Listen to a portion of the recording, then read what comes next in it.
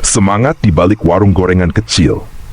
Di sebuah desa kecil di Jawa Tengah tahun 2011 menjadi awal sebuah kisah penuh perjuangan dan semangat tak kenal lelah bagi Bu Sri dan keluarganya.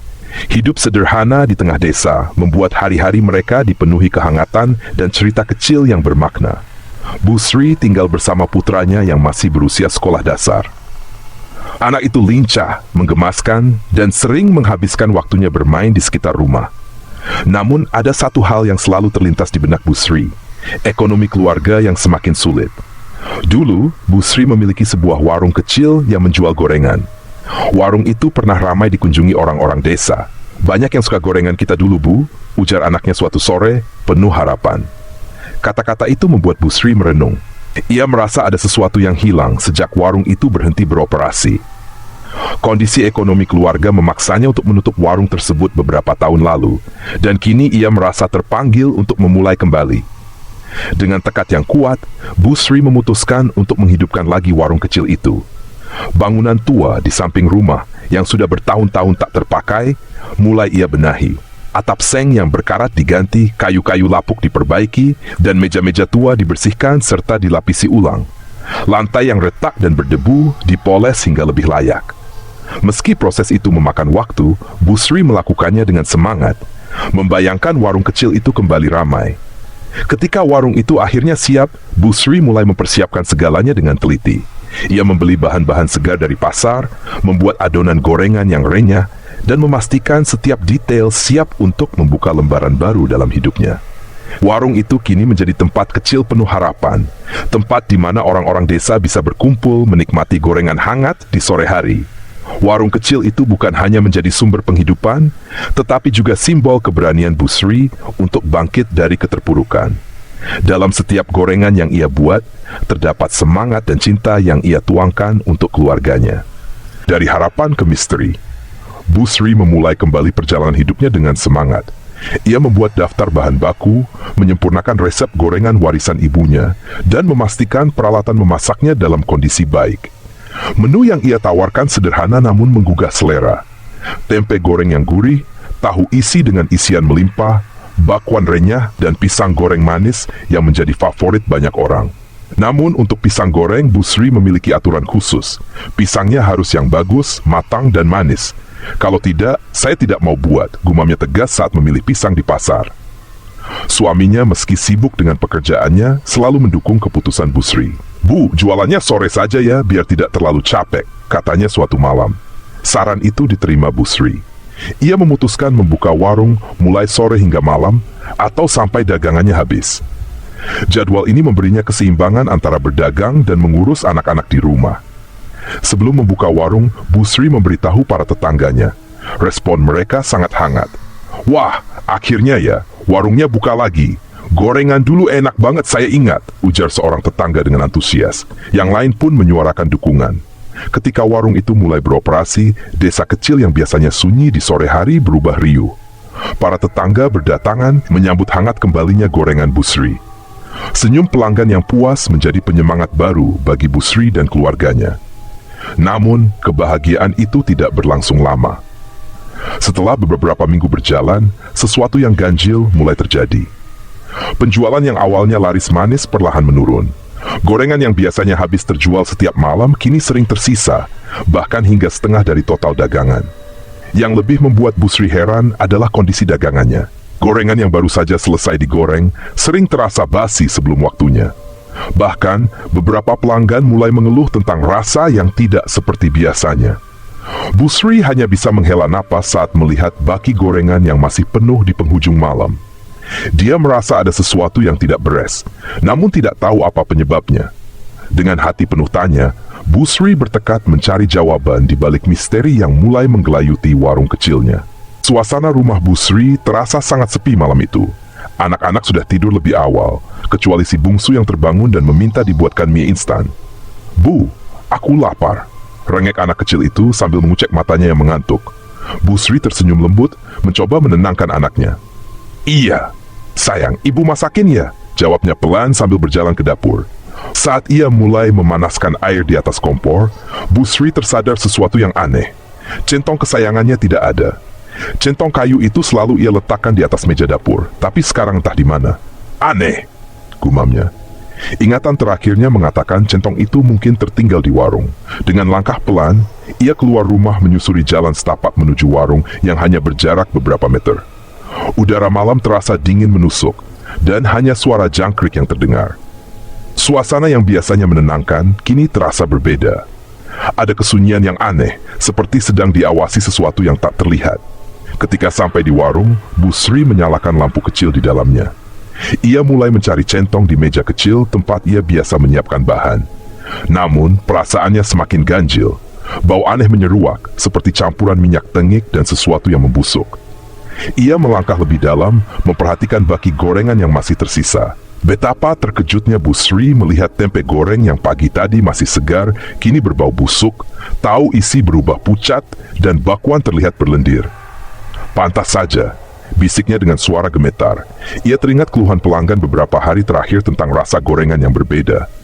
Namun, saat Bu Sri hendak mengambil baki tersebut, telinganya menangkap suara samar-samar dari arah belakang warung. Suara itu seperti bisikan lirih yang menggetarkan bulu kuduknya. Jangan sentuh. Bu Sri membeku sejenak, menahan napas. Ia menoleh dengan pelan ke arah suara, tetapi tidak ada siapa-siapa. Rasa takut mulai merayapi tubuhnya, namun ia berusaha menguatkan diri. Dengan terburu-buru, ia mengambil centong kayu yang ternyata tergeletak di meja kecil dan segera berlari kembali ke rumah. Malam itu, Bu Sri tidak bisa tidur. Pikirannya penuh dengan rasa gelisah. Ia merasa ada sesuatu yang tidak beres di warungnya. Bu Sri menyusuri meja di warungnya dengan tangan gemetar. Dalam gelap, jari-jarinya menyentuh permukaan dingin dan berdebu. Namun di tengah pencarian, tangannya meraba sesuatu yang aneh. Benda itu terasa seperti kain, tetapi kaku dan berat. Ia mengira itu hanya kantong tepung yang tertinggal atau mungkin kain lap yang mengering. Namun semakin lama, benda itu terasa semakin ganjil.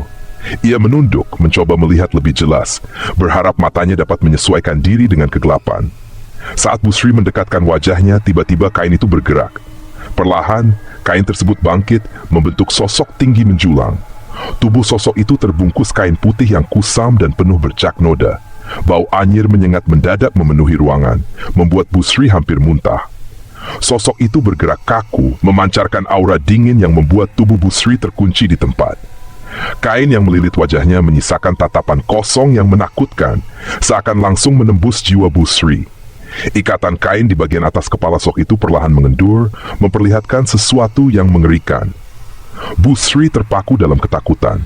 Mulutnya ingin berteriak, tetapi suaranya tertahan.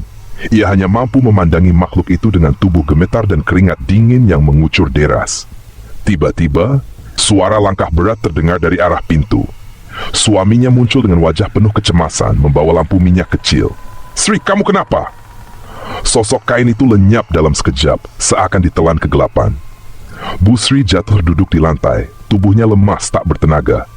Suaminya segera membantunya berdiri, menyeka wajah Bu Sri yang penuh keringat dan debu.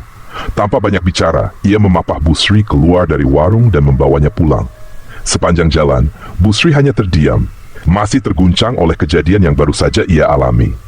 Di rumah, suaminya menyelimuti Bu Sri yang duduk dengan tatapan kosong. "Sri, ceritakan apa yang terjadi," pintanya lembut.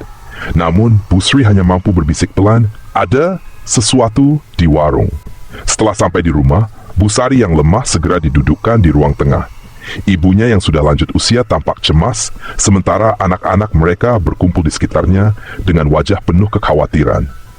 Lampu ruang tengah menerangi wajah Bu Sari yang masih pucat, rambutnya sedikit berantakan, dan pakaiannya penuh debu. Suaminya duduk di sampingnya, memegangi bahu Bu Sari seolah berusaha menyalurkan ketenangan. "Kamu dari mana? Kok bajumu kotor begini?" tanya ibunya dengan nada penuh kekhawatiran. Matanya tajam mengamati wajah putrinya. Bu Sari hanya mampu menarik napas panjang sebelum menjawab dengan suara bergetar. "Bu, Mas, itu tadi di warung. Aku mau ambil centong, tapi tiba-tiba tanganku menyentuh kain aneh. Pas aku tarik, kain itu malah bangkit, berdiri tegak, tinggi sekali." Ia berhenti sejenak, suaranya semakin lirih. "Aku lihat jelas, itu pocong. Aku nggak bohong." Mendengar penuturan Bu Sari, wajah ibunya berubah serius. Ia duduk lebih dekat, menarik napas panjang sebelum berbicara dengan nada yang tegas seolah menahan rasa takut yang mulai menjalar. "Oh, Pantesan dari kemarin ibu rasanya nggak enak. Gerah terus, tidur juga nggak nyenyak. Mungkin ini ada hubungannya sama warung itu. Hubungannya gimana, Bu? Tanya suami Bu Sari, meskipun wajahnya mulai menunjukkan kecemasan.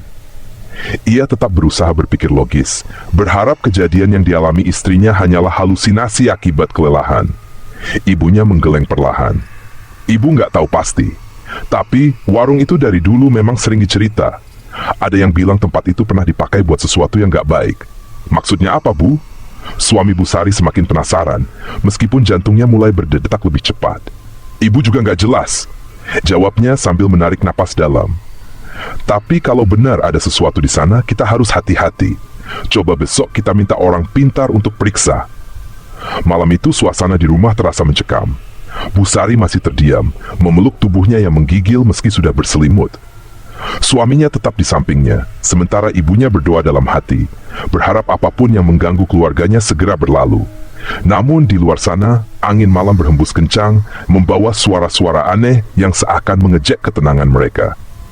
Cerita ini bisa diteruskan dengan eksplorasi lebih jauh tentang sejarah warung tersebut atau usaha keluarga Bu Sari untuk mengatasi gangguan yang mereka alami. Ketegangan yang semakin mencekam. Kalau gorengan basi terus, dan sekarang kamu lihat pocong di warung, ini kayaknya bukan hal biasa, Bu Sari, ujar ibunya dengan suara rendah, tetapi syarat kekhawatiran. Mungkin, ada yang gak suka sama kalian dagang. Kadang-kadang orang iri sama yang rezekinya halal. Suasana menjadi semakin tegang. Udara dingin malam itu seperti menyusup ke dalam rumah, membawa beban pikiran yang kian berat. Meski mata mereka mengantuk, tidak ada satupun yang benar-benar bisa tidur nyenyak. Anak-anak yang tadinya ketakutan mulai berusaha mencari kenyamanan dengan duduk lebih dekat ke ibunya. Namun, situasi yang sempat tenang berubah seketika. Pokong, Pak! Jerit anak bungsu mereka tiba-tiba. Tangannya menunjuk ke arah dapur. Matanya berlinang air mata. Tubuhnya kecilnya menggigil, dan tangannya yang mungil gemetaran. Semua orang di ruangan langsung menoleh ke arah dapur. Suasana yang semula senyap berubah mencekam. Suami Bu Sari segera bangkit, sementara ibunya yang sudah sepuh memegangi dinding untuk mencoba melihat lebih jelas. Ruangan dapur yang remang-remang membuat mereka harus menyesuaikan diri dengan kegelapan. Namun tiba-tiba mereka melihat sesuatu. Sebuah kepala dengan kain putih yang melilit, ikatannya mengendur di bagian atas, muncul perlahan dari balik pintu dapur. Sosok itu hanya terlihat sekilas sebelum bergerak mundur dengan cepat, menghilang kembali ke dalam kegelapan. Itu pocongnya, Mas! Jerit Bu Sari histeris. Ia langsung memeluk anak bungsunya erat-erat. Tangannya gemetar, napasnya terengah-engah, sementara anak-anak yang lain mendekat, mencari perlindungan dalam pelukan ibunya yang hangat tetapi terasa rapuh. Ibunya yang sudah sepuh tampak semakin ketakutan, bersandar di dinding dengan wajah yang penuh kecemasan. Melihat situasi yang semakin mencekam, suami Bu Sari berusaha menenangkan diri meskipun rasa takut tergambar jelas di wajahnya. Ia menatap ke arah dapur dengan pandangan tajam, mencoba menilai apakah sosok itu benar-benar ada atau hanya ilusi. Semua tetap di sini. Jangan ada yang pergi ke dapur, katanya dengan nada tegas, meskipun suaranya sedikit bergetar. Ia berjalan perlahan ke arah pintu dapur membawa tongkat kayu yang ada di dekatnya. Ketegangan malam itu semakin terasa. Bau anyir samar-samar kembali tercium, membuat mereka yang berada di ruang tengah mulai merasa mual. Di luar, angin berhembus kencang, membawa suara gemerisik dedaunan yang terdengar seperti bisikan, seolah ada sesuatu yang mengintai mereka dari balik kegelapan malam. Cerita ini memberikan ruang untuk eksplorasi lebih lanjut. Misalnya, langkah suami Bu Sari menghadapi situasi ini. Memanggil bantuan Mas Ilman. Dengan nada suara yang tegas, suami Bu Sari berkata, "Semua masuk ke kamar sekarang. Kunci pintu dan jangan keluar sampai aku kembali." Meski ketegangan menyelimuti, ia tetap berusaha menjaga kewibawaannya di hadapan keluarga. Setelah memastikan keluarganya aman, ia memutuskan untuk pergi ke rumah Mas Ilman, seorang tetangga yang dikenal memiliki kemampuan menangani hal-hal gaib. Rumah Mas Ilman tidak terlalu jauh, hanya sekitar 15 menit berjalan kaki. Selama perjalanan, ia berusaha menenangkan pikirannya, meskipun bayangan kejadian tadi terus menghantuinya. Angin malam yang dingin membuat suasana semakin mencekam. Setibanya di rumah Mas Ilman, ia langsung menceritakan apa yang terjadi. "Istri saya bilang dia lihat pocong di warung. Anak saya juga lihat pocong di dapur tadi. Saya benar-benar bingung, Mas. Ini harus bagaimana? Katanya dengan nada terburu-buru, mencoba meredam kecemasan yang memuncak. Mas Ilman mendengarkan dengan tenang, lalu berkata, "Kita cek dulu, Mang. Kalau memang ada sesuatu, kita usahakan untuk menanganinya. Tapi, keluargamu jangan panik." Setelah menyiapkan beberapa perlengkapan, Mas Ilman dan suami Busari kembali ke rumah. Ketika mereka tiba, keluarga Busari masih berkumpul di dalam kamar, mengunci pintu rapat-rapat seperti yang diminta sebelumnya. Mas Ilman segera meminta semua orang tetap berada di kamar, sementara ia memulai ritualnya. Di ruang tengah, ia menyalakan beberapa batang dupa, menciptakan asap tipis yang menyebar ke seluruh ruangan. Setiap kali api menyala, ia melafalkan doa-doa dalam bahasa yang tidak dipahami oleh keluarga yang mengintip dari balik pintu kamar. Suasana menjadi semakin mencekam. Asap dupa bercampur dengan bau anyir yang samar-samar tercium kembali. Lampu di ruang tengah berkedip beberapa kali, seolah ada energi aneh yang mengalir di dalam rumah. "Tenang, jangan keluar dari kamar," kata Mas Ilman dengan nada tegas tanpa menoleh ke arah mereka. Setelah beberapa saat, ia berhenti melafalkan doa dan mengarahkan pandangannya ke arah dapur. "Sepertinya ada sesuatu yang tersisa di sini," ucapnya pelan, tetapi cukup jelas untuk didengar suami Busari. Mas Ilman perlahan menuju dapur, membawa sebuah tas kecil berisi alat-alat ritualnya. Semua mata dari balik pintu kamar mengawasinya dengan cemas. Ketika ia membuka pintu dapur, bau anyir menjadi semakin kuat, membuat suami Busari hampir muntah. "Ini bukan kebetulan," kata Mas Ilman. "Ada sesuatu yang harus kita luruskan di sini." Malam mencekam di rumah Busari. Suasana ruang tengah dipenuhi ketegangan. Sosok yang samar-samar terlihat di sudut ruangan membuat udara terasa berat, seolah-olah ada sesuatu yang menekan semua orang di dalam rumah. Mas Ilman tetap berdiri dengan tenang di tengah ruangan, meskipun suasana semakin mencekam. Di dalam kamar, keluarga Busari mulai gemetar ketakutan. Tangisan pelan anak bungsu terdengar, sementara Busari memeluk mereka erat-erat. Wajahnya pucat, matanya penuh kecemasan. "Itu pocongnya. Mas, dia ada di sudut sana," bisik Busari dengan suara bergetar. Mas Ilman tidak bereaksi panik. Ia menutup matanya sebentar seolah-olah memusatkan pikiran, lalu perlahan membuka matanya kembali. Ia mengambil langkah kecil menuju sudut ruangan tempat sosok itu terlihat. Tangannya menggenggam tas ritual kecil yang ia bawa. "Diam," ujar Mas Ilman dengan nada rendah, tetapi penuh wibawa. Ucapannya seolah menggetarkan udara di sekitar. Sesaat kemudian, ia mulai membaca doa dengan lantang, melafalkan kalimat-kalimat suci yang menggema di seluruh ruangan. Sosok di sudut ruangan bergerak, namun tidak maju. Hanya terdengar suara lirih seperti desisan, membuat bulu kuduk semua orang yang mendengar berdiri. Di dalam kamar, anak-anak semakin erat memeluk ibunya, sementara suami Busari berdiri dengan cemas di depan pintu, bersiap jika Mas Ilman memanggilnya. Beberapa menit kemudian, Mas Ilman menghentikan doanya. Dengan langkah mantap, ia menyalakan kembali lampu ruang tengah.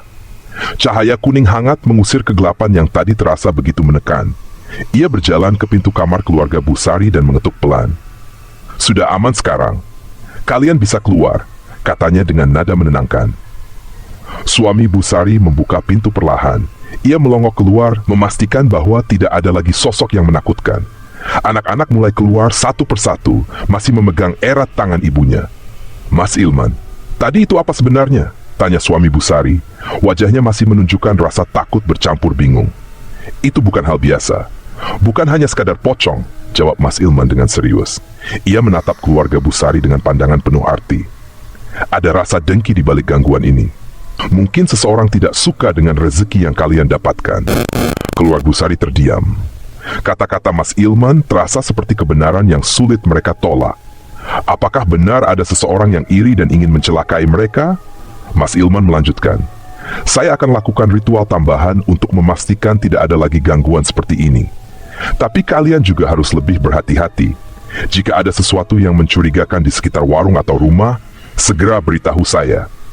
Kembali berjualan dengan semangat baru. Mas Ilman menatap keluarga Busari dengan tenang. "Namun kalian tidak perlu terlalu memikirkan siapa yang mengirimnya. Yang penting, saya sudah menangani sosok itu dan mengembalikannya kepada pengirimnya," ujarnya.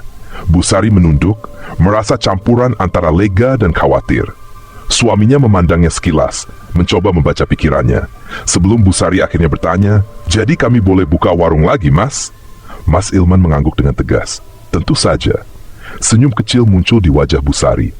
Aroma gorengan yang harum kembali menyebar, membawa kenangan masa lalu yang menyenangkan. Warung mereka perlahan kembali menggeliat. Tak butuh waktu lama, beberapa pembeli mulai berdatangan. Mereka menyapa dengan penuh semangat. "Bui, akhirnya buka lagi ya. Gorengannya saya kangen," kata seorang tetangga sambil memeluk tas belanjaannya yang penuh dengan sayuran segar. "Alhamdulillah, senang sekali bisa kembali buka," jawab Busari dengan senyum tulus sambil menyajikan pesanan. Kehangatan dan semangat baru menyelimuti warung kecil itu. Keluarga Busari merasakan harapan yang kembali tumbuh, meskipun cobaan dan gangguan aneh telah datang dan pergi. Mereka tahu bahwa ketabahan mereka dalam menghadapi segala kesulitan adalah hal yang lebih kuat dari segala gangguan. Aroma gorengan yang lezat tidak hanya mengundang pembeli, tetapi juga menggambarkan ketahanan mereka dalam menghadapi segala rintangan. Kini, warung mereka kembali menjadi tempat yang penuh keceriaan dan harapan baru, dan tidak ada lagi gangguan aneh yang menghalangi perjalanan mereka. "Baiklah, aku pasti akan berhati-hati," kata Busari dengan suara penuh keyakinan, meski rasa khawatir masih sedikit menyemutinya. "Terima kasih Mas Ilman atas bantuannya. Kami tak tahu harus bagaimana tanpa bantuanmu." Mas Ilman tersenyum, merasakan ketulusan dalam kata-kata Busari. "Yang penting sekarang kalian bisa kembali berjualan dengan tenang. Ingat, selalu waspada. Tidak semua yang terlihat seperti kita sebenarnya baik." Busari mengangguk, memandang suaminya yang kini tampak lebih tenang, walaupun masih ada sisa kecemasan di matanya. Mereka berdua duduk di meja kayu, dengan cahaya lampu yang hangat menerangi mereka, membawa perasaan aman setelah melewati malam yang penuh ketegangan. Beberapa saat setelahnya, aroma gorengan kembali memenuhi udara. Lebih harum dari sebelumnya, membawa kedamaian dan kehangatan di rumah mereka. Sambil sibuk menata gorengan dan menyiapkan pesanan, Busari tersenyum melihat anak-anaknya yang mulai bermain dengan riang, suasana yang sudah lama tidak mereka rasakan. "Sekarang semuanya akan kembali seperti semula," kata suami Busari, mencoba meyakinkan dirinya sendiri. "Semua cobaan pasti ada hikmahnya." Namun di balik senyuman itu, Busari tahu bahwa kehidupan mereka tidak akan pernah sama seperti sebelumnya. Namun mereka juga tahu, mereka lebih kuat dari gangguan yang mencoba menghancurkan mereka. Warung kecil itu kembali menjadi sumber kehidupan mereka. Setiap pelanggan yang datang, tidak hanya untuk menikmati gorengan lezat, tetapi juga untuk merasakan semangat baru yang dibawa keluarga Busari. Keluarga mereka merasa lebih erat dan penuh harapan, karena mereka tahu bahwa meskipun ada ancaman yang datang dari dunia yang tak terlihat, mereka memiliki satu sama lain untuk bertahan dan menghadapinya.